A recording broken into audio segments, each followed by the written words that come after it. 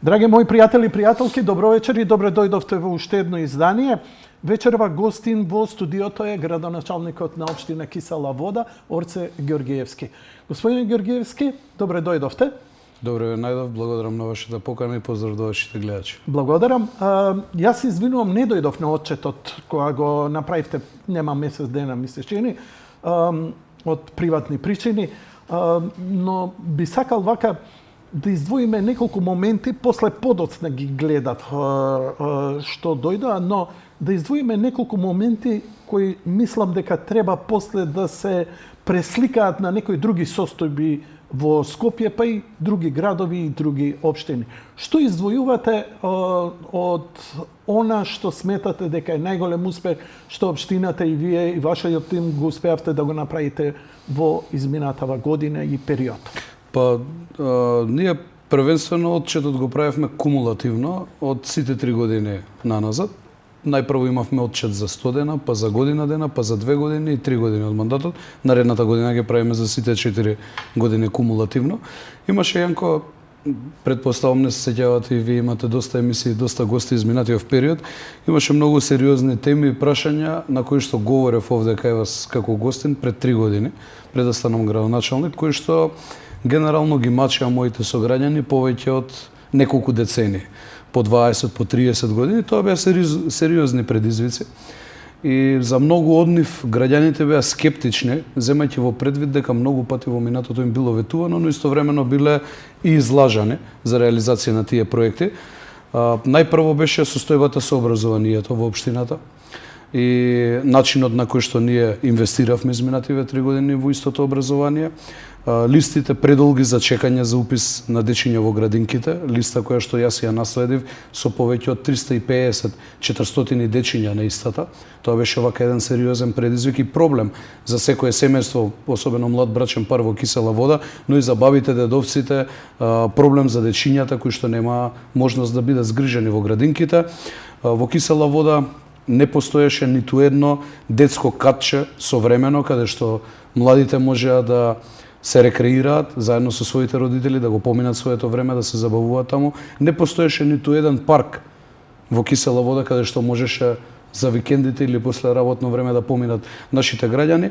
И инфраструктурата, што е најважно, и подземна и надземна, беше во катастрофално лоша состојба, или би рекол најлошата инфраструктура имавме од сите општини земено во градот Скопје.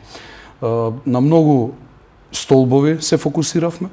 На овие што ги набројав се само 4 или 5 столба од сите оние работи што ги превземавме како ново раководство пред 3 години и сметам дека постигнавме сериозен напредок. Ние имаме реализација од програмата со која што настапив јас во мојата изборна кампања од некаде околу 95% до сега, имам уште една година од мандатот.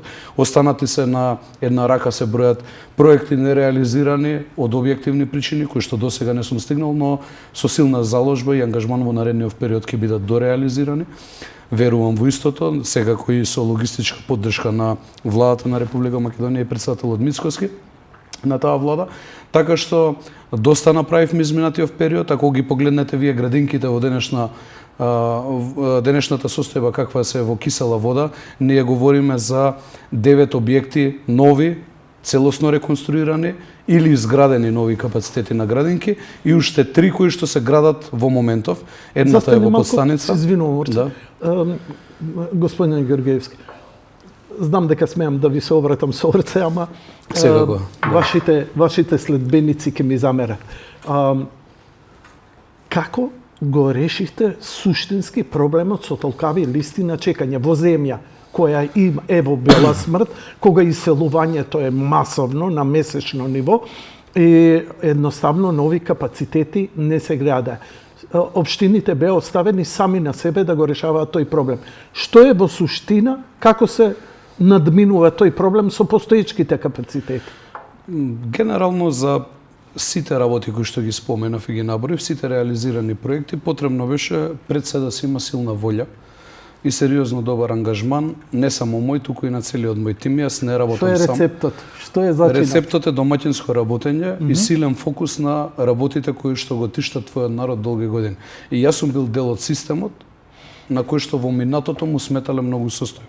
и причината поради која што јас сум влезен во политика, тоа го говорам уште во моментите пред да станам градоначалник, истата мисла и визија имам и денес, а тоа е да пробам да ги сменам работите и еве покажуваме во пракса дека се менуваат. Јас во Кисела вода, освен градинките, изминативе 3 години заедно со мојот тим асфалтиравме улици во должина од 59 километри. Толку кумулативно немаат асфалтирано 4 градоначалници пред мене.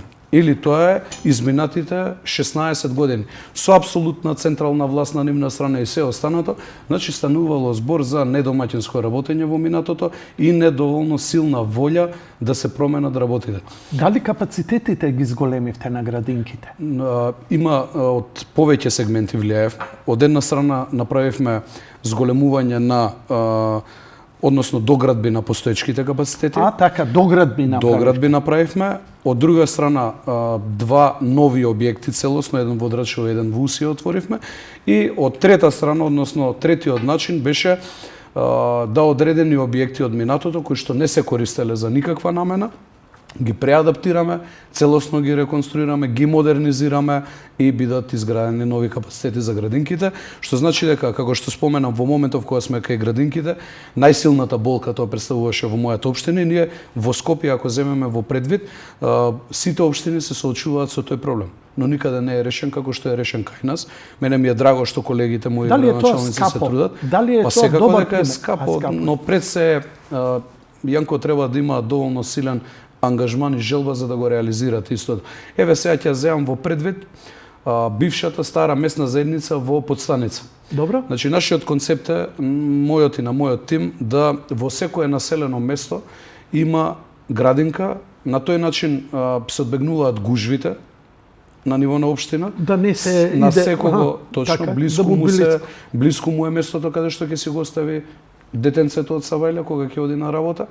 И вработените генерално кои што се во тие објекти се од околината на местото каде што се наоѓа градинката. Ќе земам во предвид градинката Подстаница, која што во моментов ја градиме.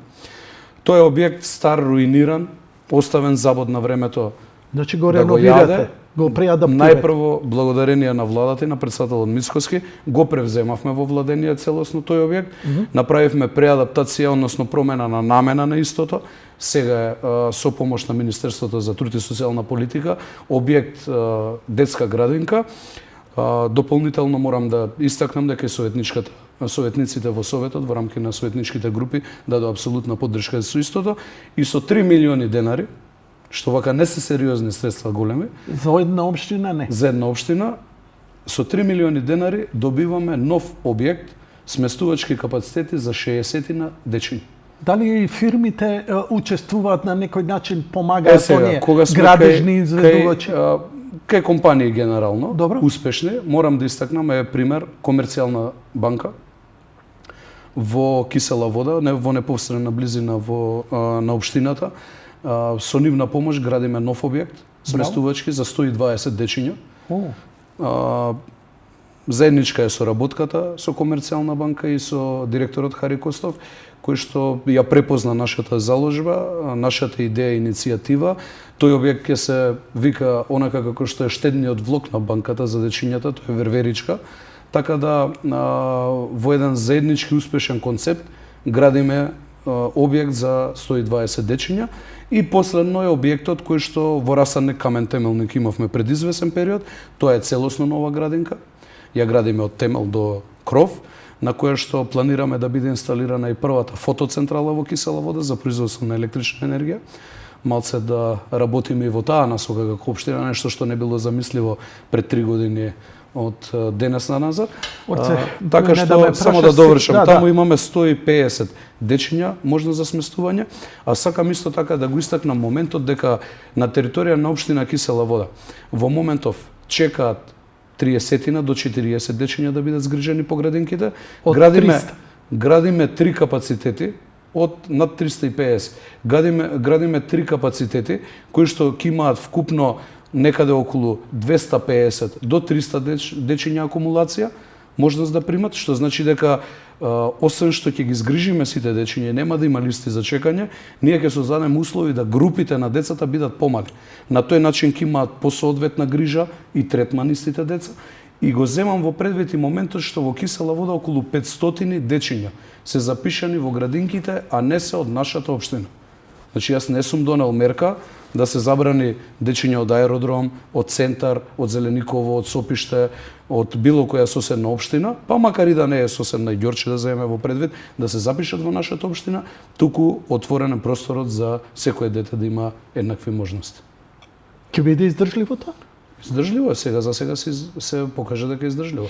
И при тоа, наплата за градинките, односно родителите плаќаат една од најниските цени во земено во предвид во регионот и во Европа.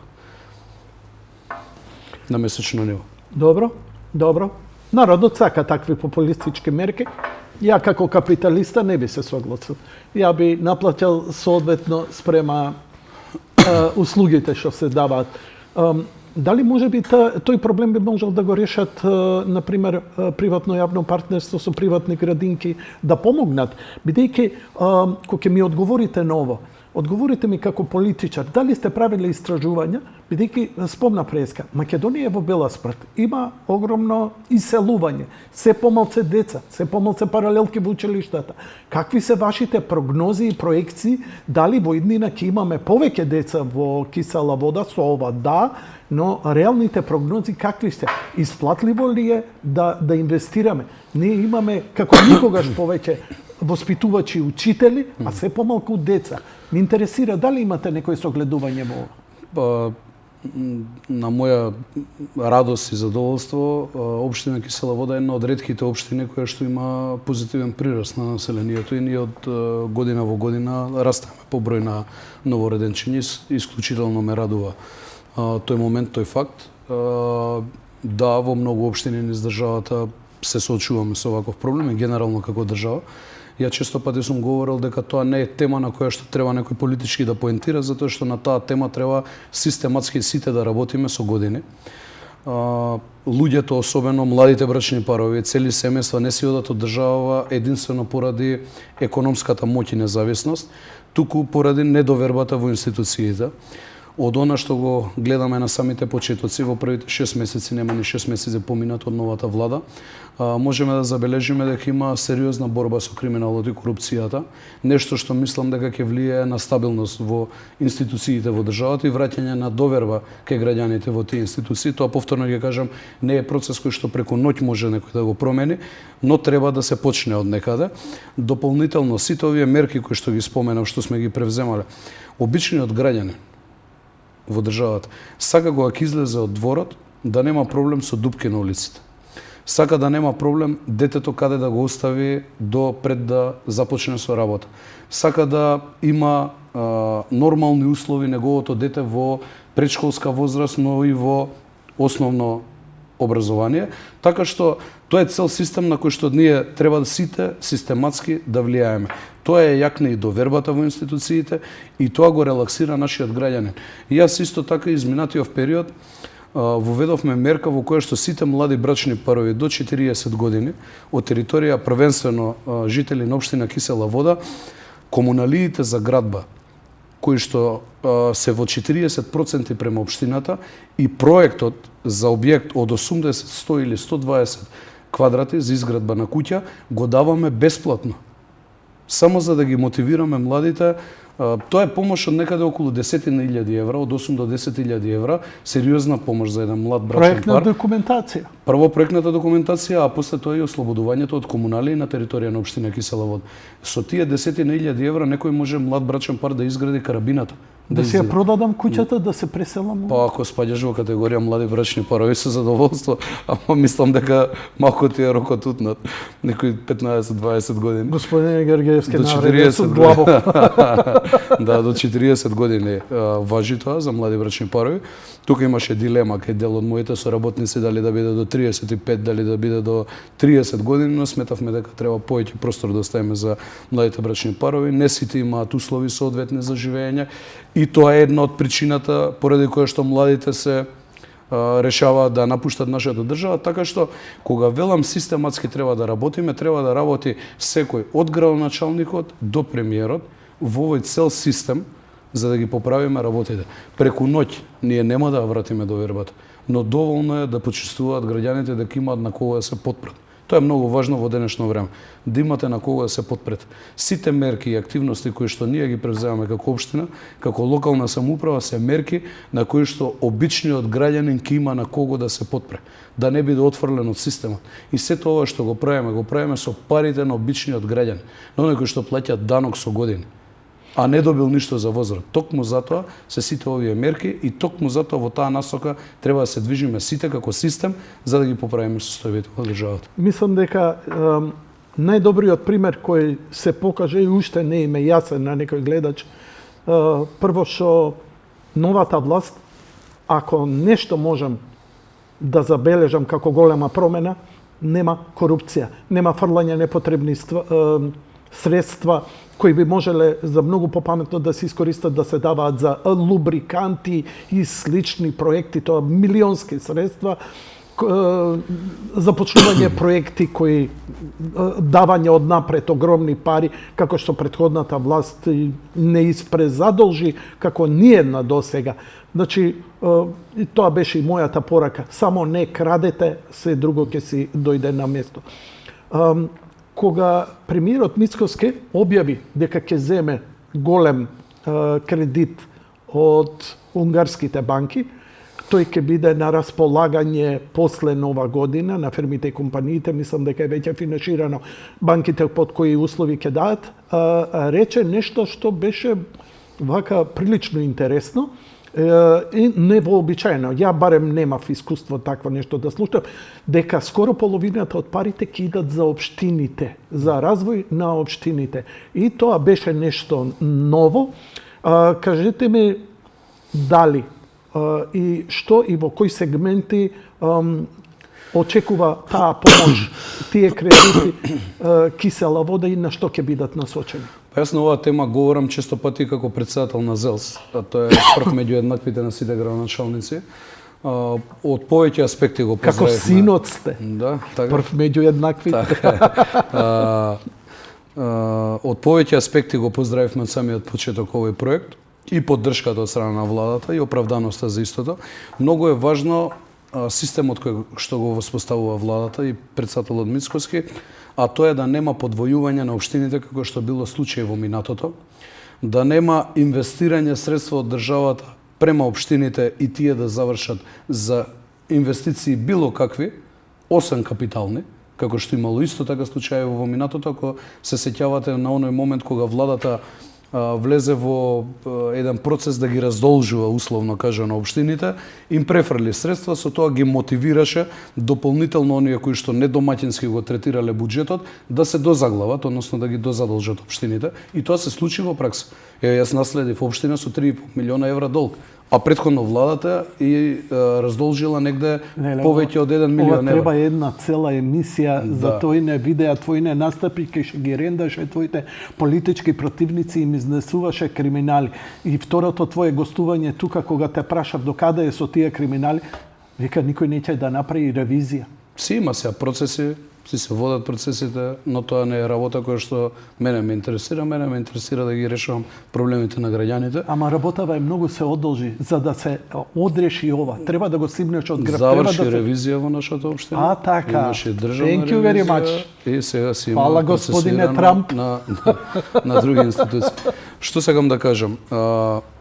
Овој пат владата и председателот Мицкоски, и кога разговаравме на оваа тема во предизборието, разговаравме за систем баш како овој, во кој што без разлика кој градоначалник од која политичка партија ќе доаѓа, граѓанинот секогаш да биде на прво место, а тоа значи да се слеат средства од страна на државата до секоја една општина, тоа значи до последно населено место, без разлика кој ја води таа општина. Во минатото, доколку Социјалдемократскиот сојуз имаше централна власт, како што имаше 7 години, важно беше градоначалникот од кои редови, од која политичка партија потекнува. Важно беше министерот со кој градоначалник има блиска релација за да пушти поголема сума на средства до таа општина. Сега на овој начин јас не велам дека оваа формула е најсовршената. Идеална, добро. Идеално нема ништо, идеално е единствено идеален е Бог на светот, се друго може да се надградува, да се подобрува, но е далеку подобар систем од се што било пракса изминативе 30 години. Добро, како ќе се контролира да не идат без врска парите? Значи, најпрво системот на аплицирање е аплицирање со капитални проекти. Добро. Значи, можете да аплицирате вие со инфраструктура подземна, со инфраструктура надземна, можете со мостови да аплицирате, реализација на истите градинки, училишта градба, спортски сали, театри, значи, и се останато, кое што значи капитален проект за општината. На тој начин и средствата наменски се наменуваат по приоритети на општината, на градоначалникот, на советот, но и од друга страна тоа ќе значи сериозен импут во градежните компании кои што во наредниот период ќе имаат активности и работа како никој до сега. Како може да говориме за некои времења многу одамна кога се знаеше дека за сите градежни компании има работа во државата. Тоа е вистински момент на кој што ќе се помогне и во бизнис секторот наредниот период. Така што заврши првата прераспределба на средства на владата пред негде околу 10 дена. Заврши првиот повик, заврши со избор комисијата на проектите и со одобрување на истите.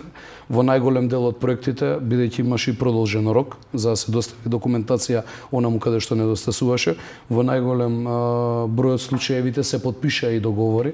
Таков е случајот со мојата општина. Ние конкретно решаваме две сериозни сообраќајници, од која што едната е Ѓорѓи Димитров улицата во Кисела Вода. Последен пат памети населението, моите сограѓани, дека е инвестирано на таа улица после земјотресот, сега после толку години повторно ќе биде реконструирана темелно со тротоари, со велосипедски патеки и се она што значи современа улица. Велосипедска патека во Кисела, фала Богу. Да. Тоа е едниот потек, вториот потек е од бензинската МАК Петрол во Драчево до манастирот Пеленица. Цел тој потек ќе се реконструира. Исто така, тоа е простор кој што го користат сите од регионот во Драчево и околните места како место за рекреација изминативе години, но е во катастрофално лоша состојба, но тоа е Збори за асфалтот или цела инфраструктура и асфалтот и нема можност за пешачење, предвидено е пешачка патека таму, можност велосипедисти да се движат и така натаму. Тоа ќе биде феноменално. Да, но тоа е и потек кој што горно и долно Количани, нашите пријатели од соседна општина, комши го користат. Тоа е единствен пат да стигнат до своите домови, така да и за нив многу ќе значи ова. Понатаму еден многу сериозен момент за инвестирање ние речното корито на Мала Рада во Драчево. Тоа е од некаде од Порупа, населено место во село Драчево, до подстаница. Целиот потек ќе биде, односно целото речно корито ќе биде поплочено. Дополнително ќе има пешачка зона и таму. Имаме за оваа година исто така одобрено проект за доградба на Кирил Печиновиќ училиштето, затоа што мојата заложба и заложбата на мојот тим е да училиштата во Кисела Вода работат во прва смена, да нема две смени. Браво. На тој начин поголеми заштеди ќе имаме, оптимизација на трошоците, но и децата се поконцентрирани кога наутро ги имаат предавањата, наутро ги имаат часовите, а и за родителите ќе биде подобро после работно време. Нема, гледај ти учи 16 часот темница. Да, за другата година веќе имаме одредени проекти кои што се спремни, веќе за новиот повик кој што ќе биде некаде февруари месец. Тоа ќе биде исто така доградба на училиштето Невена Ѓоргиева Дуња во урбаниот дел во Кисела Вода и конечно после толку години камен темелник, јас ќе бидам градоначалникот кој што ќе стави камен темелник на поликлиника нова во Кисела Вода, нешто што го бараат моите сограѓани исто 30 на години. Како не? Во финална фаза сме на проектирање. Каде е локација? Во урбаниот дел, во Расарник. Добро. Започнуваме се во наредниот период со процес на експроприација.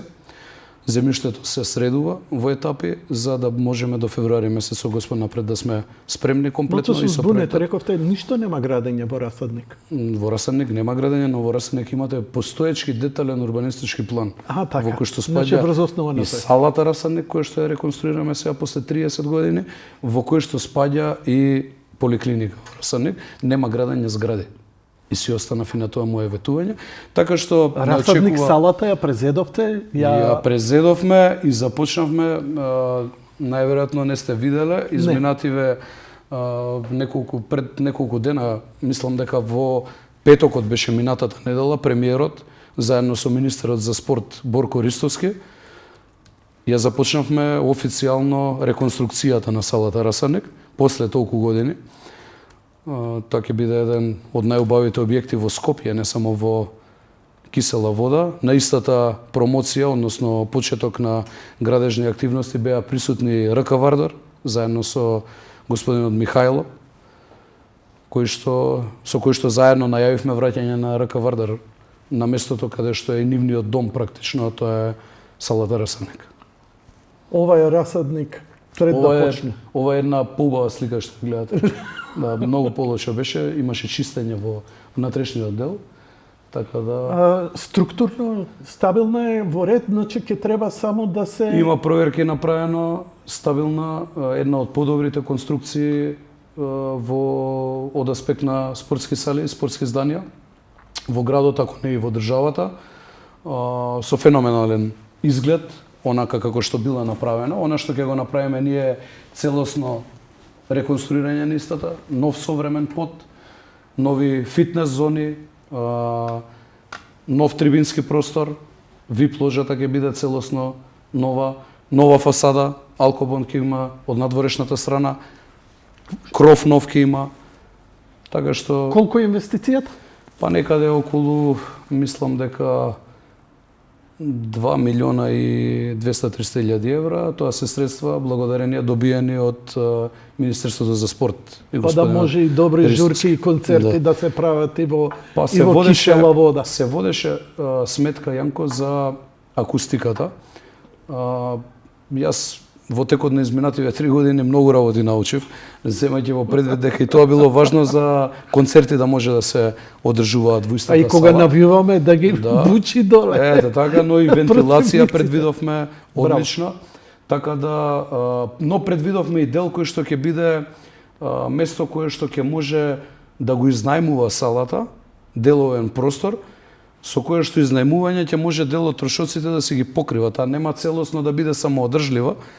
Предпоставувам само од тоа изнајмување и од другите настани ќе може да си биде самоодржлив и да не представува терет на општината, што е многу важно кога започнуваме со некоја нова приказна како што е салата Расадник, да не се доведе повторно во состојба за 30-40 години од сега. Треба долгорочно да гледаме, да акумулира големо количество на долгови, па некој друг утре ден да не знае како да излезе од таа состојба. А кажете ми, дали сметате рок? Па министерот е оптимист е министерот. Дека во негов мандат ќе сече лента? Не во негов мандат, туку некаде на средина на наредна година би требало да сечеме лента. Ова е многу амбициозно. Амбициозно е. Со наши градежници?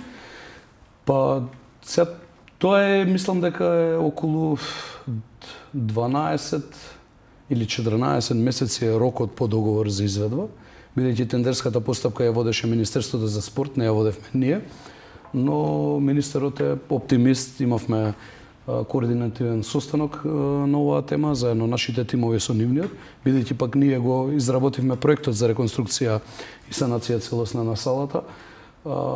Доста оптимистички настапи на состанокот. Тоа го добил и како информација од компанијата која што изведува, че станува збор за сериозна компанија која што изведува реконструкцијата на салата и мислам дека ќе излезе дека е во право. Министерот како што излезе и во право советувањето и остана на зборот да реконструира салата. За многу проекти, тоа сакав да го споменам, тоа е многу важно. Нашите сограѓани клиника, да, спортска сала, граденки, училишта, патна инфраструктура, подземна инфраструктура. Да. Тука ќе се задржам доста. Ова е епицентарот на општината. Епицентарот. Имам уште еден проект кој што сакам до крајот на мандатот да го истерам. Ќе го доразговараме. Но него да искажете се, па имам уште неколку потпрашања за околината. Потребно е најмалку 6 до 9 месеци вие да изработите проект. Замислете која сериозна заложба беше во моментот кога станав градоначалник, а и што од една страна начекав општина со 3,5 милиона евра долг, но од друга страна празни фиоки и ниту еден проект. 30 години биле лажени граѓаните, а никој не нарачал проект. Ајде што ги лажеле граѓаните, ги лажеле, но проект не нарачале за утреден некој да може да влезе во реализација. Почитувани гледачи, би сакал само една работа да ви укажам, дека господин Георгиевски го следа малку подолго време. Не можам сите градоначалници, неколку ми наследам. Значи, ова што го кажува, го говори подолго време. Уште пред да стане градоначалник на Кисела Вода, легендарни беа неговите кратки видеа настапи од говорница, каде што изјавуваше, и јас тогаш и го поканив во емисија, затоа што бев убеден дека овој човек знае што прави и знае што треба да направи. Така што да не сватите дека е ова некаква празна демагогија. Го следам подолго време и има една прогресивна линија во она што се случува на терен. И сега, прашање. За година дена, две, салата ќе биде готова. Паркингот, сметате дека може тука, кога ќе дојде еден голем настап, тоа ќе биде капацитет 2000 души, така 2000 седишта. Тоа се 2000 автомобили плюс, освен редовните.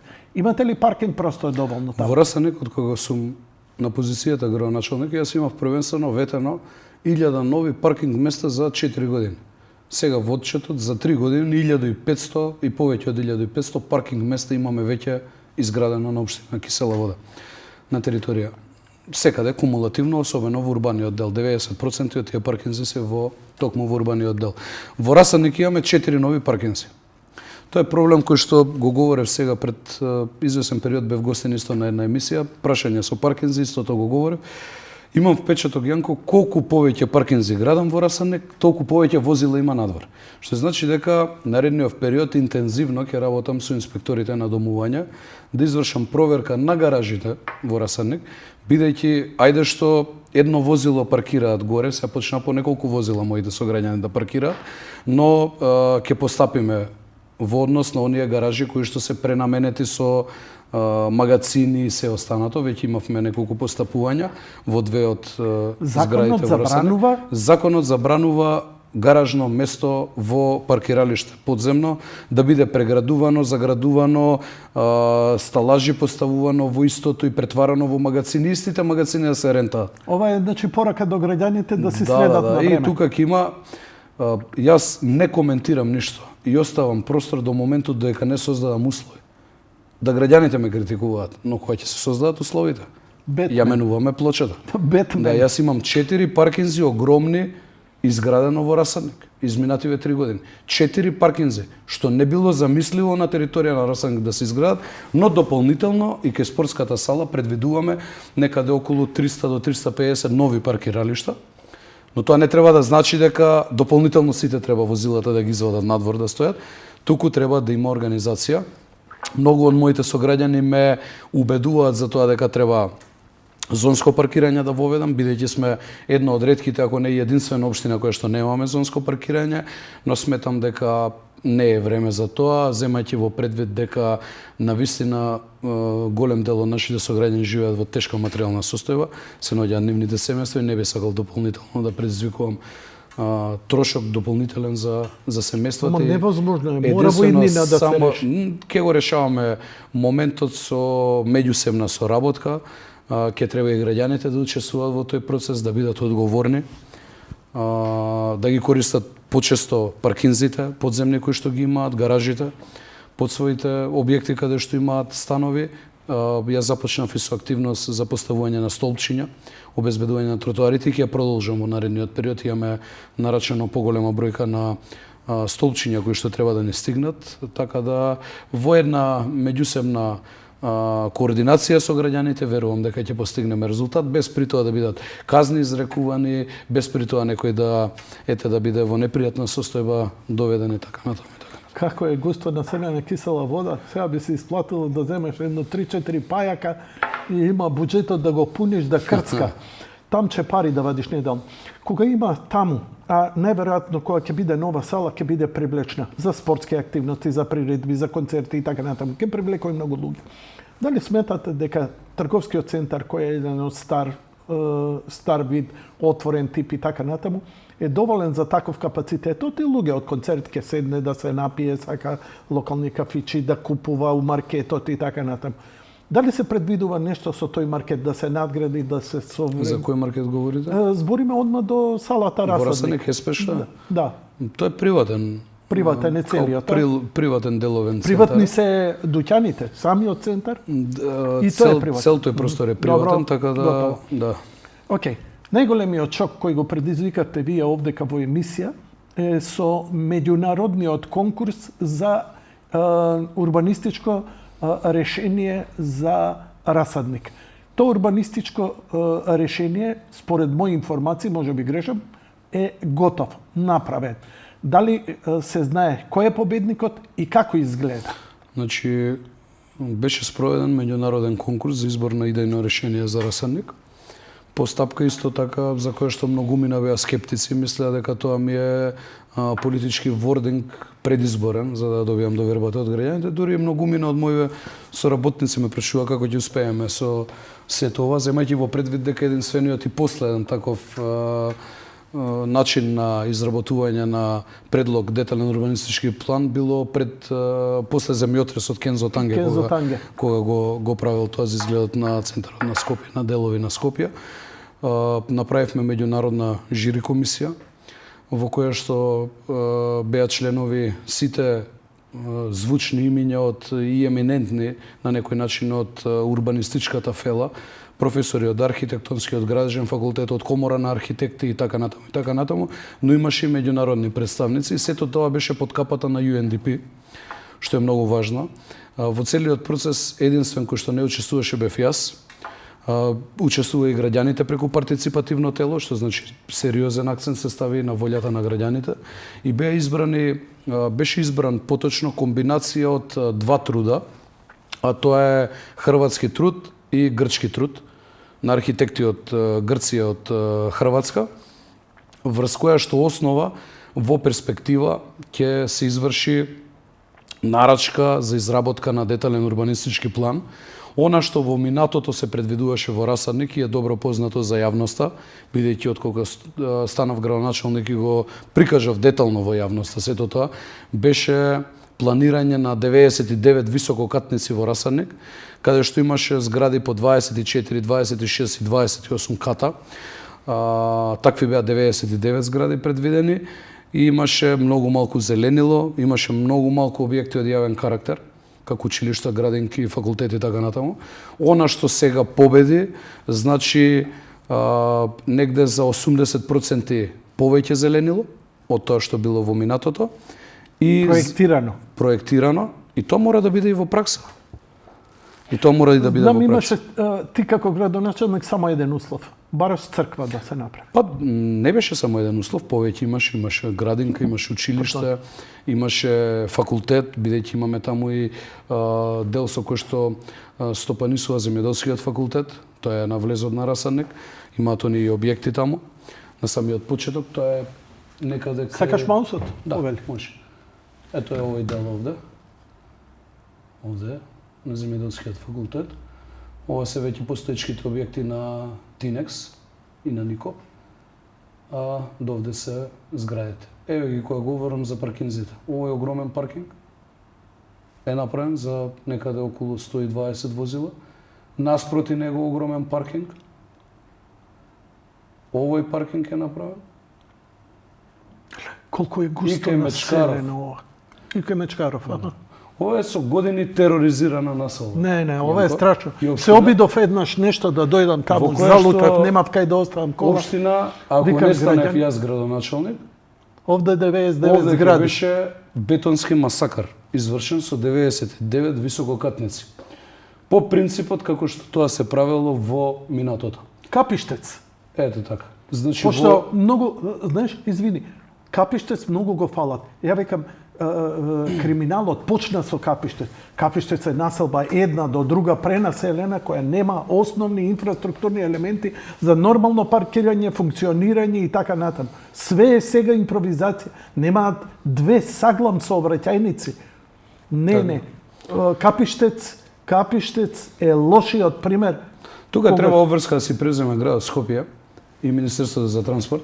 Она што сакам да го додадам за крајот поврзано со оваа тема е дека просторот за градба не смее да биде, мислам дека беше предвидено повеќе од 7 катност, за разлика од тоа во минатото што се предвидува, но за 75% е намалена градбата визави она што се предвидувало во минатото. Чекај, кога ми зборите ова 7 ката, што ќе се гради?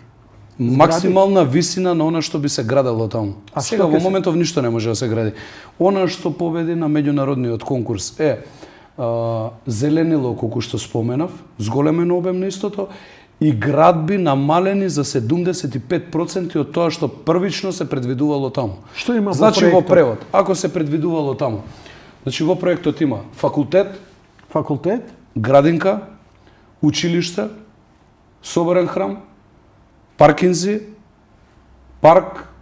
парковска содржина огромна со езерце и се останато. Тоа е феноменален.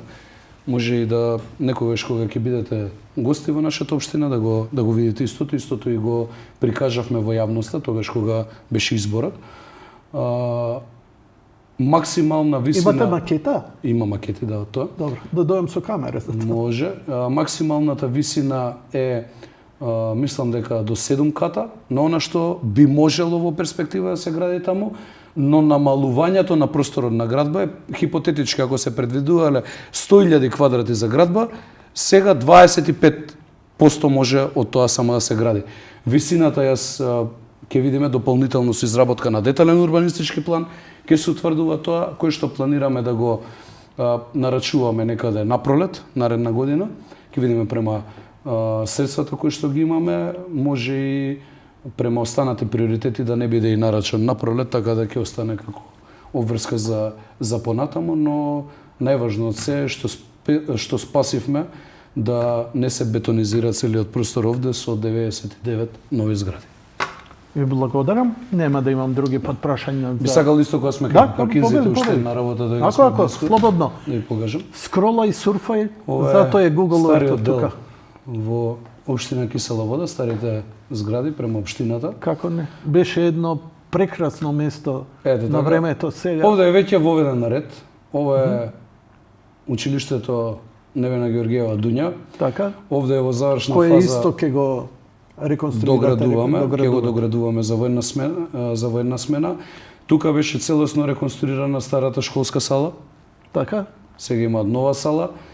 Базен се гради во завршна фаза е тука и тука е новата градинка која што ја градиме заедно со нашите помагатели од комерцијалната банка. Паркот останува до нив Паркинзите, лево? да, останува. Ова е паркот. На пролет е Останува? предвидено да го реконструираме целосно со нови детски реквизити и се останато. Значи но... парк останува, нема Да, град. нема тука Добро. ништо. Во задниот дел, помеѓу овие постари згради овде, беа повеќе од 200 паркинг места нови изградени. И цел овој простор е уреден на начин што покрај трим патеката има и паркинзи кои што се независни од зградите на кои што граѓаните можат да ги остават своите возила и да се рекреираат. А во продолжение овде, еве го паркот на шахот, прв во Македонија, за одржување на турнири во шах. Може да видите како изгледа. Тоа е паркот на шахот. Често возам по таа патека покрај железничката, таа е многу интересна, но ми делуваше порано прилично запустен овој дел. Па сега тука имаше една депонија која што ја претворивме сега вака од Google Earth, но во фактичка состојба е зеленило прекрасно со клупи, овде има споменик, две шаховски фигури крал и кралица. Целиот простор е за рекреација овде е уредено со паркиралиште за оние кои што се посетители и така натаму. Од овој потек па наваму до самиот крај, овде имаме извршена реконструкција на фудбалското игралиште, овде правиме прво игралиште за падал во Кисела Вода. За падал.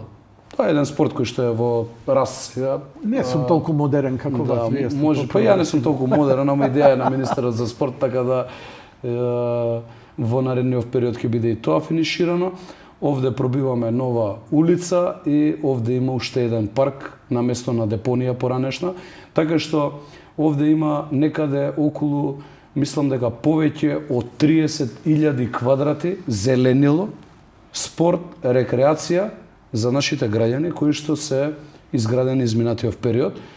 И ако во минатото немаше каде она што го говорев да отидете со вашето дете, ако немаше каде за викендот да седнете на клупа и да поиграте шах, тоа за повозрастните важи, сега веќе имаат во Кисела вода и како простор за да ги одвиваат тие активности моите сограѓани. Дозволете ми една моја обзервација, бидејќи со задоволство го користам овој Ќе го простор. правам паркингот сега за брзо.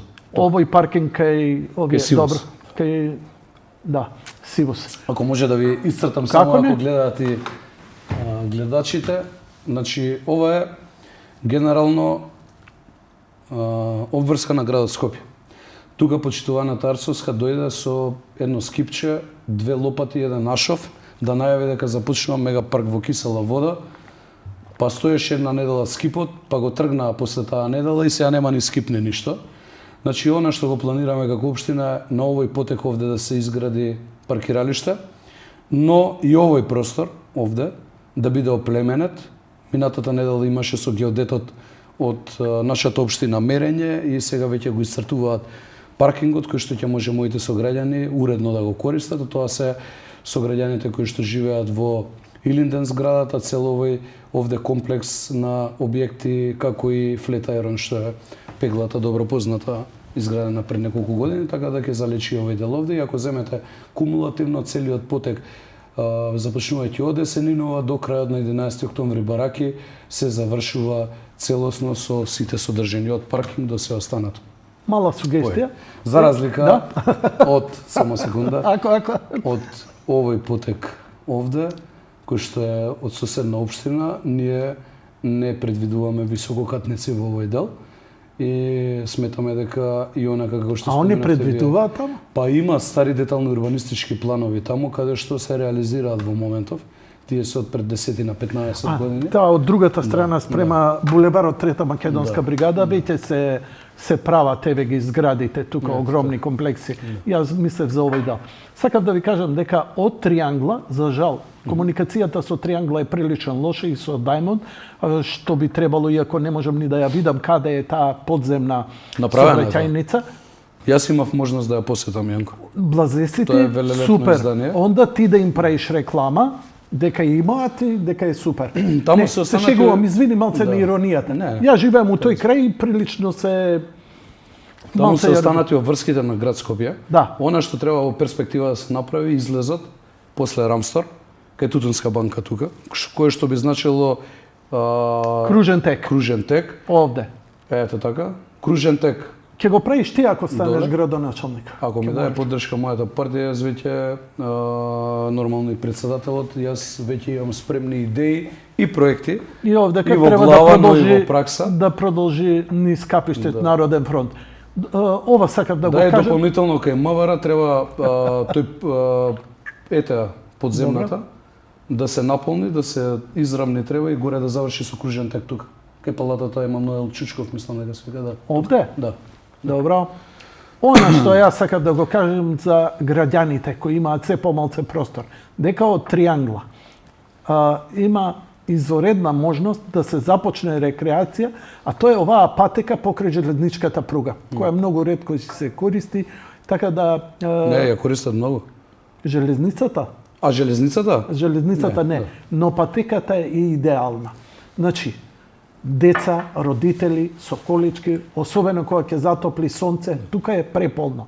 И ова е феноменално, едно прошетка, било кај да си од овој, па и од друг крај, да дојдеш тука, да повозиш, или ако идеш од еден до друг крај, да не идеш по Борис Трајковски, кој е прилично бучен.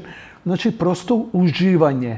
Но, има еден проблем, а тоа е овој проблем овде. Овие луѓе имаат домови, имаат паркинзи и ја користат оваа улица која треба да е пешачка зона, ја користат за автомобили. Они се и окей, внимателни се колку ги следа. Но нема моторџија, нема агресивец кој брчи и ја тера и ги загрозува и деца, и луѓе со миленици обично се шета. Сега да кажете, таму влегуваат со... Да, апсолутно. Значи све што е Ново Лициче, овдека, за да си скратат пат, да не идат по ова, возат по ова и тоа се вози многу дрско и многу опасно. До сега не сум го пријавил. Ја, знаеш, овдека е угорница, автомобилите едва и се искачуваат, моторчињата немаат проблем. Ако се става столбови, па ги затвараш овие, но барем од овде негде да има некаква преграда, пешаците, луѓето со деца, да може да функционира. Тоа едноставно нема никаква. Или неколку контроли. Она што е убаво, што сум го забележил, една убава пешачка велосипедска патека која би можела, за жал овде нема, и да се прави еден цел круг да може да се сврти и да се вратиш назад. Ова, ако успеете да го споите со велосипедски патеки, кога зборам велосипедска, тоа значи тротинет, тоа значи колички со деца, тоа значи пешачење, човек. Значи, немаме кај да пешачиме. И кога ќе пешачиме, да завршиме, еве ова што викаш, покрај некој езерце, покрај некоја вода, покрај некоја плитка фонтана. Тоа е моја сугестија која сакам за идните генерации. Ако растете, дете не се шета у кола, дете се шета надвор кај да си истрча. Тоа се моите.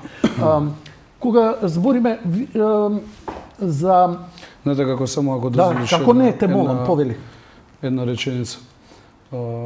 Многу неплански се градело во минатото и не се оставало простор да практично и еве во перспектива некој во моментов, јас сум градоначалник, да има оставено простор за маневар во одредени населени места. И јас на почетокот пробав да ова трим патека ја продолжиме преку Градинар, па позади Охис на Кедрачево. Thank you very much. Да, но... И од Драчево да идеме до Марков манастир со велосипед. Но во делот кај Градинар имате објекти практично до пруги. Земајќи во предвид дека и домови има. Јас не знам искрено кој дозволил таква работа до пруга да се направи, но тоа е направено пред 30, 40, 50. Иди сега реши го, те разбирам. И ајде да е некој индустријски објект, да станува збор за нешто такво. Okay. Но јас дом на некого, особено не во некој кој што во процес на легализација му е предметот или таква работа, не би влегол во таков луксус да комодитетот на живењето. Да, и тука е проблемот. Ако некој размислувал и гледал на долг рок пред 30, 40 години, 50 години или макар пред 20 години, тогаш ќе се создаделе просторни услови за нешто од ваков тип да се направи таму, но за жал нема многу простор. Овде не може ова е тука овдека стои булевар Борис Трајковски. Тоа е по проектирање на градот Скопје булевар Борис Трајковски, односно булевар предвидено таму. Овдека зборевме Јужен булевар е по пругата. Ова зборевме за... Тоа е железничката пруга. Да, и покрај неа патеката ваша да продолжи. Тука стои по да градски урбанистички план. Тука има предвидено Јужен булевар, изградба за кој што да се реализира реално треба да се отстранат неколку згради, не само куќи индивидуални. Најголемиот проблем е пределот пред Охис, како што споменав, на селата Градинар, каде што има цели објекти до непосредно до пругата, и ако видите, ете ги магазините, ете куќа имате од горната страна, може да ја забележите, и како што ќе се движите лево према центарот на кисела вода, односно према урбаниот дел, тоа е веќе аеродром делот, подоле малку. Да, еве. Ова е делот Охис. Сега движете на кај населбата, еве ги веќе после овој дел. Поговорим малце. Ето. Повели. Да. Само момент. Еве, целиот овој потек овде е блокиран со објекти кои што имаат документација.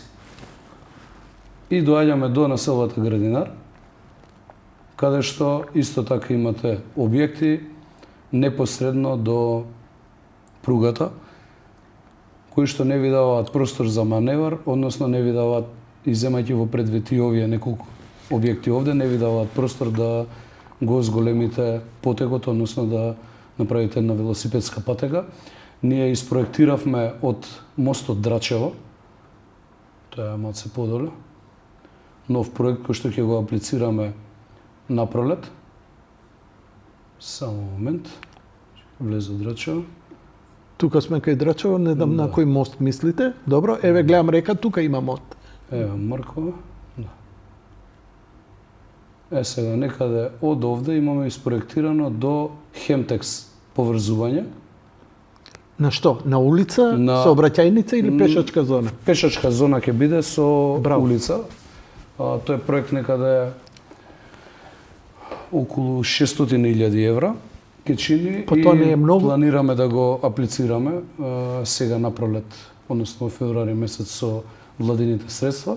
Тоа сериозно ќе го растерети сообраќајот на Борис Трајковски булеварот, ќе биде брза артерија кој што ќе може да ги поврзе исто така Драчево со Хемтекс, према Нистиче делот.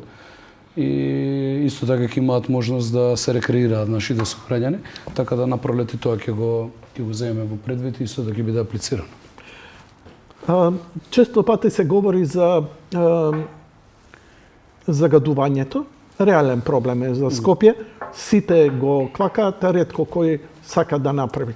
Загадувањето почнува прво од дома, исчисти дома, па после бара и надвори некој друг да ти исчисти. Зборам за менување на начините и свеста.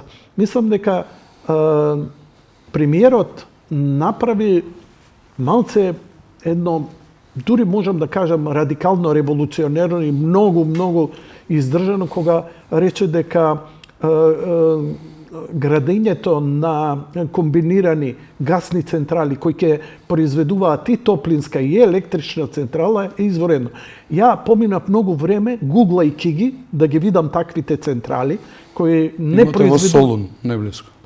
Кои јас зборам за цел свет, значи најубаво е што земаме примери од Солун. Ако земеме примери од Солун, отвори и метро сега. Што Скопје како што и онака како виршло не би му дошло лошо, но за тоа и ке бе прашам. Гасификација на Скопје. Неколку пати е спомнувано во историјата негова. Дали реално утре би можеле нешто да направите порадикално и дали овие гасни централи ќе бараат нова инфраструктура или ќе едноставно им овозможат на граѓаните кои се греат сега на дрва, на пелети, да можат да предат на струја, да имаат поевтина некаква струја или грејење и така натаму. Што е идејата во целава приказна? Ако ме разбирате. Ве разбирам целосно. Значи, во однос на гасификацијата, тоа е обврска која што владата треба околу мрежата да ја заврши, примарната мрежа, подосна во секундарната и терцијарната мрежа која што води до домаќинствата, но и до индустријските објекти ќе треба да се приклучат нели и општините, но ќе треба да учествуваат во тој процес и граѓаните приклучувајќи се на таа мрежа, и тоа пред се е процес кој што треба да го регулира во наредниот период владата. Имаме разговарано со претседателот на владата на оваа тема и верувам во неговата силна заложба и очекувам резултат за како што и очекуваат сите граѓани на градот Скопје во наредниот период.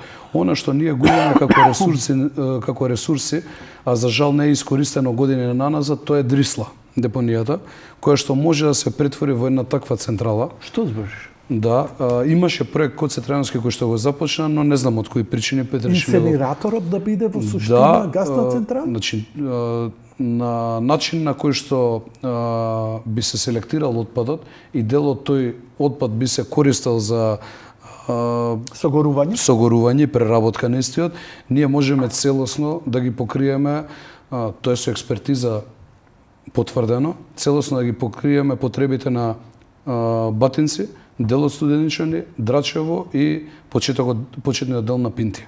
Значи, тоа е сериозно место од каде што ние можеме и текако да влијаеме во загадувањето. Земајќи во предвид дека, еве, јас сум живеел долги години, моите родители, да, точно, моите родители живеат во Драчево, се уште сестра ми живее во Драчево, многу мои пријатели и така натаму со граѓани кои што знам дека над 90% се загреваат на дрва, но и на пелети изминативе години. На овој начин, вие рачунете дека сите оние домаќинства кои што во моментов ќе се загреваат на дрва, ќе ги наведете кон тоа да се загреваат со таа мрежа која што би се воспоставила од еден систем кој што би го генерирала дрисла на начин што ќе добиваат поевтин реагенс за домовите. Истиот ќе им загрева исто како што им загреваат и дрвата. Од една страна, од друга страна ќе се намали, односно ќе се исклучи можноста за загадување од домаќинствата на цел еден дел на Скопје во тој случај. И кога говориме за загадување, треба да говориме за решавање на проблемот со загадувањето од повеќе аспекти. Не е само начинот на загревање или регулација и строги контроли кон оние од делот на бизнес индустријата кои што тоа го прават. Јас не велам дека не треба тоа, односно треба да се занемари, но не се тоа единствените начини на кои што ние можеме да влијаеме во процесот. Веќе ја споменам Вардариште делот кај во Газибаба, за кој што 30 години исто се говори дека таа депонија треба да се исчисти и тоа место треба да се претвори во еден убав парк. Јас каква пракса воспостави во Кисела За време на корона претходниот градоначалник повторно ја отвори и таму изфрлаше купишта ѓубре. И тоа никој не успеа да го спречи. За жал.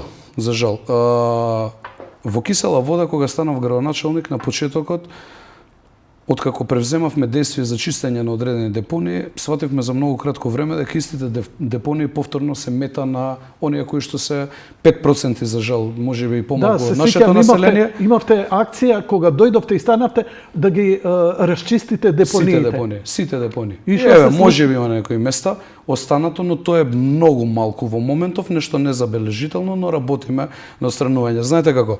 Не се вратија повторно таму да почнаа повторно истите бидејќи се мета на оние кои што во минатото ги создавале повторно. Освен што настапивме со казни, јас сум сега еден од оние кои што се поборници за казните да се зголемат неколкукратно, значи казната да биде од 4 до 6.000 евра за одлагање на отпад на државна површина, особено на зелена површина, и дополнително да има можност општината да ти го одземе возилото, затоа што не може ние како колектив цело население да страдаме врз основа на неодговорноста на 2, 3 или 5% на нашата популација, односно на несовесните наши сограѓани. И кога утврдивме на почетокот дека повторно истите изчистени депонии, а тие се чистени со ресурси од граѓаните. Значи, вие за да изчистите депонијата треба да ангажирате компанија која што тоа го прави. Изминатиот период обезбедивме, ние багери си купивме самите, за да немаме издатоци во наредниот период на оваа тема, но на почетокот беше така.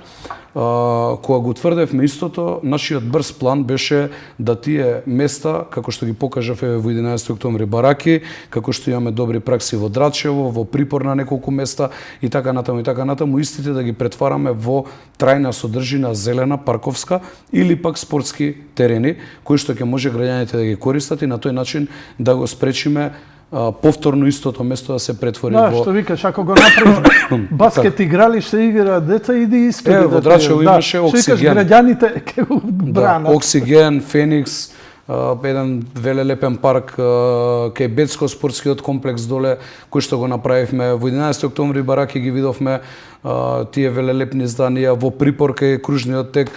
Едно паркче направивме, тоа беше паркот идни на меѓу првите паркови кои што ги направив, така да од една страна создавате содржини кои што граѓаните ќе ги користат од најмлада возраст до највозрастните мои сограѓани, а од друга страна трајно го спречувате процесот. Истото треба Јанко да се случи и во Вардариште.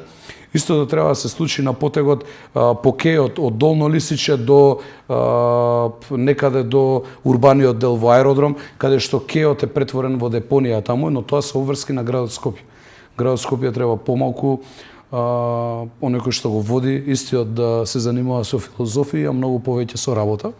Така да во наредниве неколку месеци не верувам дека сериозни действија ќе се превземат во однос на тоа, но во перспектива верувам на една успешна приказна на градот Скопје. Тоа е исто така уште еден сегмент кој што влијае на спречување на загадување или намалување на загадување, сообраќајниците и растеретување на истите. Еве сега говоревме за кружниот тек кај Лимак. Кај Систина, например, се направи кружен тек кој што и како ја намали гужвата. Помала гужва значи помала емисија на гасови. И тоа влијае на загадувањето и на спречувањето на, односно намалување на загадувањето во главниот град на Кога би Скопје. биле градоначалник, дали ова може да се спроведе врз Секако дека може. Потребно е добар тим, добар план, стратегија и сето тоа е изводливо за релативно кратко време, особено кружните текови. Ние централниот дел на градот можеме да го растеретиме за 12 месеци. За 12 месеци. Тоа подразбира месечно по еден кружен тек. Не мора да се прават кружни текови со конјаници. Ќе се направи кружен тек кој што ќе биде во состојба да го решава сообраќајниот хаос, а не да ние од тоа правиме уметност. Ајде да по некоја шмизла ќе закажеме. Да, со добра организација, па не сум многу љубител јас на такви работи, повеќе сум љубител на практични речени. Например, жичарата да се продолжи некај водно подземни поврзувања, нема градот наш, треба да ги има нови паркови, кружни текови. Стани градоначалник и дај ми само една емисија, ама овде да седиш да пиеш кафе и да ти ги кажам решенијата акумулирани 30 години, па после преш сакаш. Шега на страна, што бидно со општините што соопштија дека ќе го напуштат ЗЕЛС?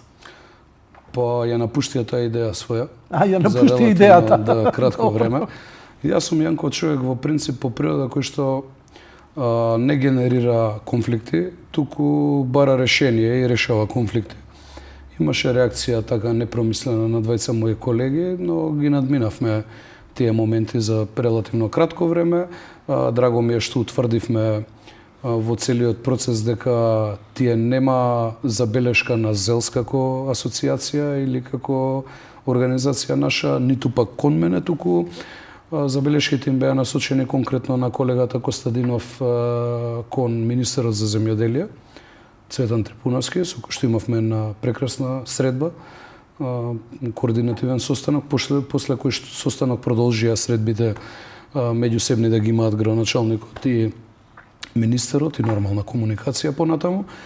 Исто така колегата Јакимовски имаше забелешки во однос на начинот на делување според него на Министерството за образование и наука. Имавме средба заедно со министерката во нејзиниот кабинет. Се разрешија многу дилеми, многу незатворени прашања се затворија тогаш, во смисла се постигна компромисите и во наредниве неколку дена и министерот за транспорт имаше сериозни обврски изминати во период, затоа што и од проективе кои што владата ги генерира према општините, 70% се токму инфраструктурни проекти за кои што потпишува договор Министерството за транспорт и практично преку Министерството за транспорт ќе се реализираат. Во наредниот период ќе имаме еден заеднички состанок министерот за транспорт, јас и колегата Јакимовски, и верувам дека секој проблем е решлив и дека може да се надмине секоја криза. Така беше и овој пат. Стануваше зборете за малку и политика во целиот процес, но на крајот се надмина тој проблем. Што е решение за сообраќајниот хаос во Скопје? Од повеќе аспекти треба да се пристапи кон решавање на сообраќајниот хаос во Скопје. Најпрво сообраќајната патната инфраструктура и она што го споменав, нови кружни текови, нови сообраќајници, пробивање на нови сообраќајници и понатаму подземни сообраќајници, за кои што здраве со Господ напред, тоа ќе треба во перспектива да се размислува и да се испроектира, за дел има и проекти.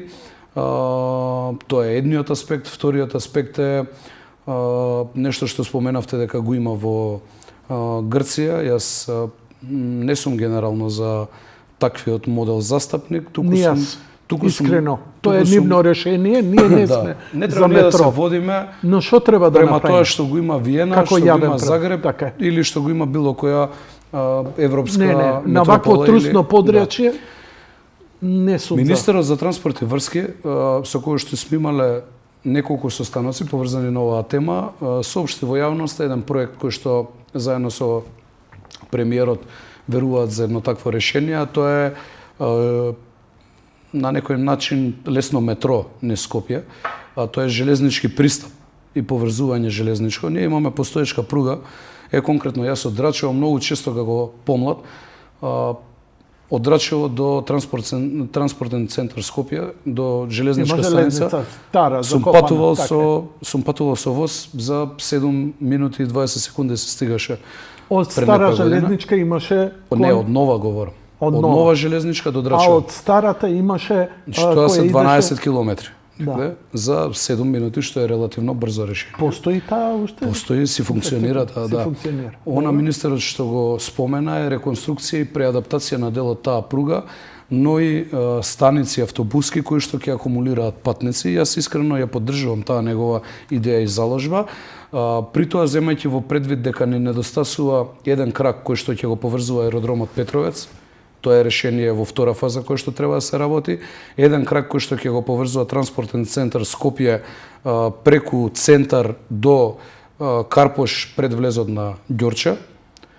И трета фаза која што ќе ги поврзе Чаир Бутел, дел од Драчево и Водно. Во суштина крстни треба. Да, Дали во тоа ќе суштина- биде кружно решение, како за обиколница? Многу едноставно е. Оној проект за кој што Петре Шилегов тврдеше во јавноста дека е многу добар проект, солиден проект, па Данела викаше дека не е добар проект, па сега вика дека бил добар, тоа е Bus Rapid Transit системот. Што подразбира тој?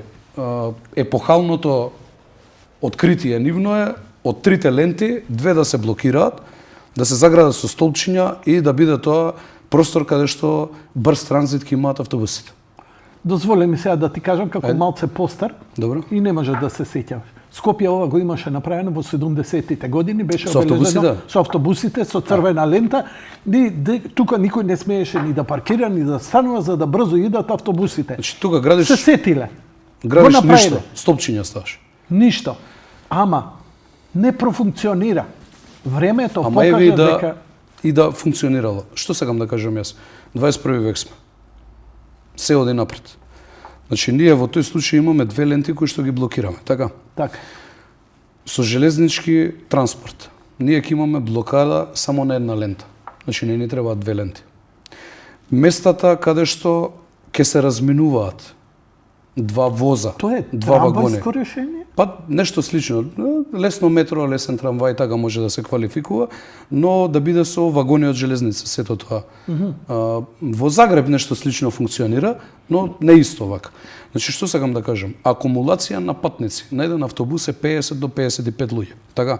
Не говорам за состојбиве за кои што изминатиот период бевме сведоци, каде што граѓаните висеа буквално по вратите од автобусите и тоа е жално што се случува месеци и години назад во градот Скопје поврзано со јавното сообраќајно предпријатие, но говорам во нормални услови, еден автобус акумулација има 50 до 55 патници.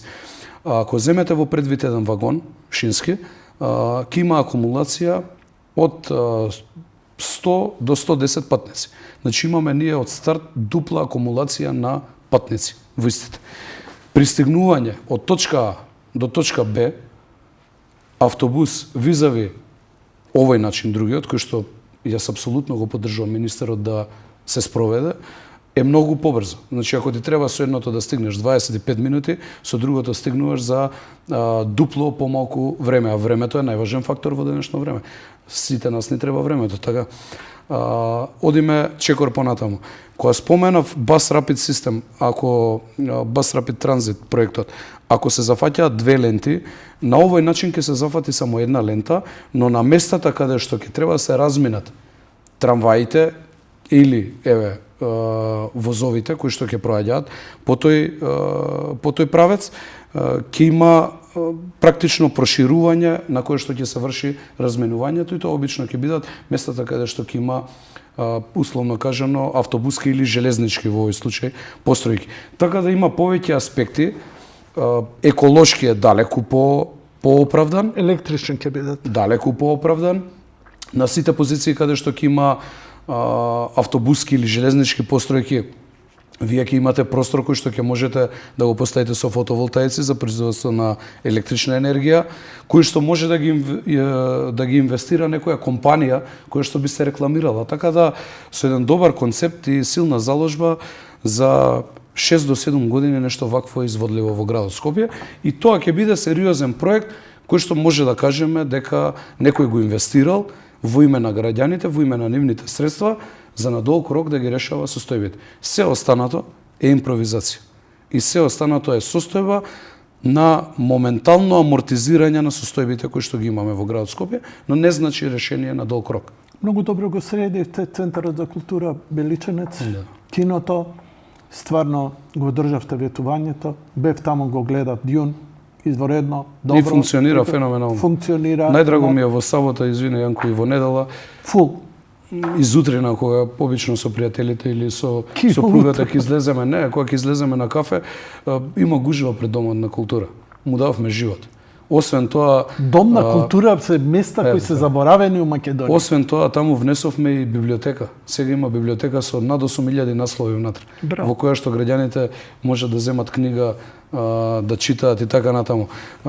Доле се спремаме еден простор кој што ќе служи за обично многу често во последен период тоа оние кои што го имаат под концесија земено делот со стопанисување со киното, кажуваат дека често се прават родендени во киното, па уште еден дополнителен приход ќе си обезбедиме од таму. Има еден простор неискористен во подрумот доле, кој што ќе го адаптираме за момент кога децата гледаат кино и се забавуваат како другарчиња, да родителите нивни може да го користат просторот доле, но тоа може да биде и за матурски прослави и се останато, значи дополнителен генератор на финансии за општината и за Домот за култура. Да сум на ваше место би донел декрет, онака царски, тирански, дека ниеден јавен објект, кров, не смее да има освен фотоволтаика. Дали е општина, дали е школа, дали е факултет, дали е сала, еве расадник ја правите. Имате изворедна част. Стајте фотоволтаици. Ја мислам дека прво ќе се исплати. Така што мислам дека тука е иднината цела, луѓево да се мотивираат да ставаат фотоволтаици, да се измени законот кога не троши да пушта во мрежата самата. На запад се повеќе и повеќе тоа го имаат како солуции. Луѓе инвестираат во иднина и за идни генерации кои ќе живеат. Значи, мислам дека не смее да има ниедна јавен објект, општински, градски, државен, а да нема фотоволтаици на него. Сега добивме грант во кој што едно училиште ново градиме во село Драчево во моментов, на кој што по проектот за градба има предвидено поставување на фотоволтаици, но тоа си го инвестираме ние со поддршка на владата, но добивме и грант за на сите останати 7 училишта да поставиме фотоволтаици. На тој Тоа се големи објекти, може огромни заштеди ќе имаме. огромни заштеди ќе имаме. И грејење, осветлување. Но и за една од градинките добивме. За едниот од објектот од градинките, а во наредниот период аплицираме генерално тоа е со поддршка на нашите странски партнери. Кои се тие кои го даваат? Па најчесто UNDP помагаат во целиот процес. Бирото за регионален развој ни помага, агенциите, пред се контактите го лични го менаџираат тој процес и помагаат да бидете избрани, односно да ве насочат како треба и апликација да пополните. Тоа е она што многу често го говоре во минатото. Во општината наша нема доспеано средства по било кој основ надвор од буџетот основен на општината. За разлика од тоа што се случувало во минатото, во изминатите 3 години е многу поразлична сликата. Ние имаме Колку добивте? Па имаме сериозна, еве само ќе споменам владини пари кои што стигнале во општината за 4 години, се некаде околу 20 милиони евра. За проекти? За проекти. 20 милиони евра, 30 години наназад, кумулативно немаат легнато средства во општината. Имаме над 3 милиона евра донации од општествено одговорни компании и имаме помош по разни основи. Еве, багерот ни е добиен како помош од и соработка со UNDP, фотоволтаиците, тоа се скапи реално проекти. Пази, UNDP да ти даде багер, тоа вика, против сигурно пожарно рекле, возило. слушај, на човеков багер му треба. Против пожарно возило добивме, иако надлежноста е на градот Скопје, но ние добивме против пожарно возило, бидејќи имавме на активност во текот на летниот период, каде што дел од расадник беше зафатена тревата со пожар. И тоа ме вака инспирираше да побараме такво нешто, добивме против пожарно возило и ред други проекти кои што ги реализираме, опремување на градинки, најчесто и се останато. Значи повторно ќе кажам, сето ова е изводливо само со добар тим, силна верба и постојан ангажман и момент каде што никој нема да ве поколеба да се откажете и да се повлечете назад од вашата зацртана цел. Така Неколку да подпрашања? имам совршен тим кој што помага во овие процеси. Многу е важно некој да седне, да го имам Оперативни Павлина, менеджери Ана, имаш добри. да Кате и останатите кои што ми работат во овој дел, Славе, бившиот генерален директор од Катастар, кои што и се феноменални како тим во оваа работа, Сашо, мојот колега кој што е задолжен во делот на образование, Кири и останатите, кои што деноноќно работат, пратејќи повици, пратејќи и изработувајќи проектна документација за да аплицираат на вакви проекти. За некои се чека и по неколку месеци, но сепак многу имаме добиено изминатив период. Легализацијата ја заврши, кога дојде тука сега ми текна дека рече си наследил нерешени легализација луѓе кои уште своите имотни листа Сите предмети кои што беа со комплетна документација се решени. се реши. Браво. Останати се предмети каде што имотно правно не си ја решиле состојбата, меѓу себе имаат жалби, имаат тужби, немаат комплетна документација, И тоа е веќе на суд, така. но во најмала рака се известени по неколку пати што им недостасувало, како им недостасувало но тоа се мала бројка на предмети останати, каде што одговорноста не е на општината, туку е кај странката. Оце, ова се огради? Каде е тоа? Ова е Охис. Овие бели столбови со овие црни жици овде кај што Мислам дека се огради, да. Добро. Вака. Коце Трајановски, на времето кога дојде кај мене, многу зборевме за Охис и ми рече дека Охис треба да се исчисти и дека овде ништо не може да се гради, затоа што толку е загадена почвата, дека овдека не можеш да градиш никаков објект во кој луѓе би престојувале ни на пократок, а камоли подолгрок. Тоа беше негово овакво. И дека ова, ако нешто се направи, неговиот план беше да се асфалтира и овде да биде целата градежна механизација, севкупно у Скопје да имаат каде да се прибере и така натаму. Што се планира со Охис?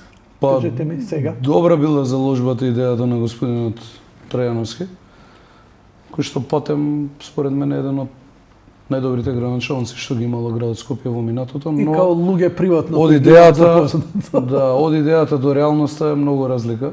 Добро.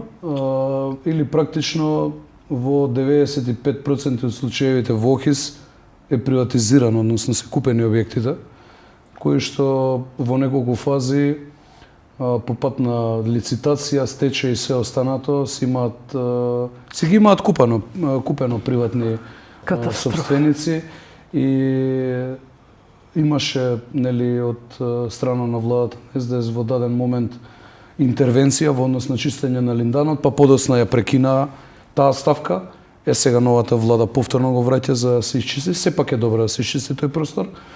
Таму имало одредени кај мојот претходник заложби и размислувања да колективно домување и во Охис да се прави. Такво нешто нема теоретска шанса. И јас да не сум градоначалник, такво нешто нема теоретска шанса да се реализира. Да ги запознам само само гледачите да им кажам. На простор каде што бил клинички центар, болница, на простор каде што била хемиска фабрика, не може да се гради нешто каде што луѓе би престојувале, а камоли живееле. Ова е, како да ви кажам, не наше, ова е светско искуство. Тоа е веќе неупотреблив простор. Треба, не можеш, што се вика. Има содржина кои што може да се вметне таму. Ева кога гледате првата парцела кај што има зеленило,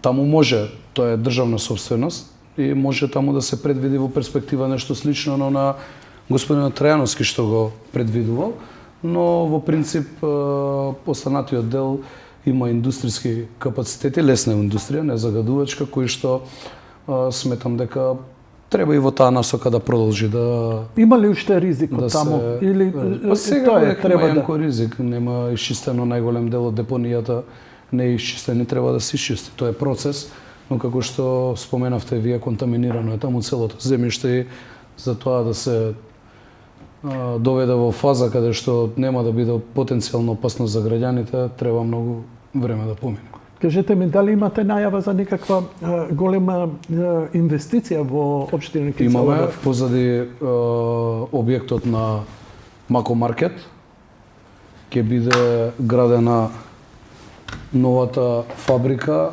во финална фаза се мислам дека далеководот веќе го спуштаат со Евана. Од наша страна беа завршени сите обврски во постапката, тоа му доаѓа само момент. Стаклара да не е тоа? Не. Тоа е према Драчево, во булеварот Борис Трајковски. Само момент. Да. Еве во овој дел овде, некаде доаѓа. Што ќе се гради тука? Дали е веќе јавно може да се каже? Само момент да видам.